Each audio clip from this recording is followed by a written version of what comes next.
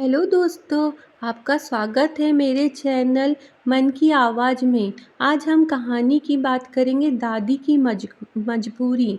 घर में एक कमरा था, छोटा सा, थोड़ा पुराना। दीवारों पर हल्की दरारें, अलमारी पर धूल की परतें और कोने में रखा एक पुराना रेडियो। यही कमरा था दादी का। सावित्री देवी, उम्र 80 साल, शरीर अब कमज़ोर हो गया था। हाथ काँपते थे, आँखों से कम दिखता था, पर याददाश्त बिल्कुल साफ। उनकी खामोशी भी बहुत कुछ कहती थी, पर सुनने वाला अब कोई नहीं था। कभी यही दादी पूरे घर की जान हुआ करती थी। सुबह की आरती से लेकर बच्चों के टिफ़िन, दोपहर की कहानियों से लेकर रात की लोरियों तक, घर के हर कोने में उनकी उपस्थिति होती थी। लेकिन वक्त के साथ नज़ारे बदले। अब न बहू पूछती थी, न बेटा, और पोते-पोतियाँ तो मोबाइल में इतने व्यस्त थे कि दादी की बातें उन्हें बोरिंग लगती थी।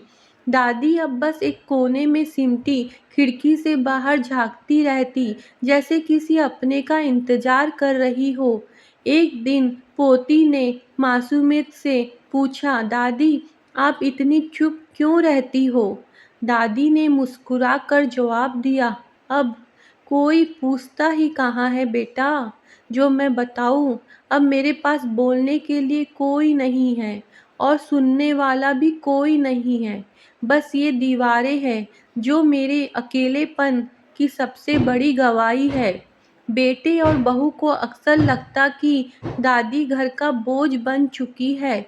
एक दिन बेटे ने कह ही दिया, माँ, आपको वृद्धाश्रम भेज देते हैं।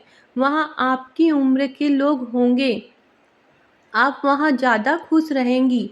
दादी बस मुस्कुराई, कुछ नहीं बोली। रात को अपनी अलमारी में से एक पुरानी डायरी निकाली और लिखने लगी, ये वही घर है जहाँ मैंने अपने बच्चों को चलना सिखाया। आज वही घर मुझे अकेले छोड़ देना चाहता है। क्या वक्त इतना बदल गया है, या बेटे अब माँ की सांसें भी किराए पर रखना चाहते हैं? अगली सुबह कमरे में रेडियो बज रहा था, लेकिन दादी नहीं थी। बिस्तर खाली था। सिरहाने के नीचे एक चिट्ठी रखी थी, मैं जा रही हूँ, किसी को तकलीफ न हो, इसलिए चुपचाप। कोई मुझे रोके ऐसी मेरी ख्वाहिश नहीं, लेकिन कोई मुझे पुकारे, ये मेरी आखिरी आस थी। मेरा कमरा मत बंद करना, क्योंकि वहाँ अब भी मेरा अकेलापन सांस ले रहा है। आप बताइए, आपको ये कहानी कैसी लगी? अगर और भी कोई कहानी, कोई टॉपिक पे आप सुनना चाहते हैं तो कमेंट करके ज़रूर बताएं।